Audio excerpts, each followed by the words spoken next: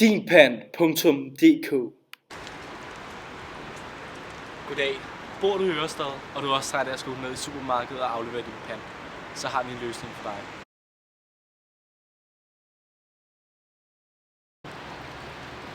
Vi er en ny virksomhed, som kommer forbi din hoveddør og samler din pant op med minimum 30 kroner.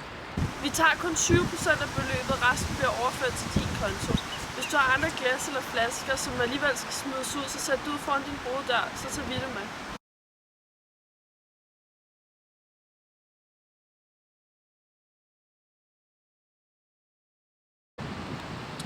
Det fungerer sådan, at vi kommer hjem til dig hver 14. dag og afhenter din pant.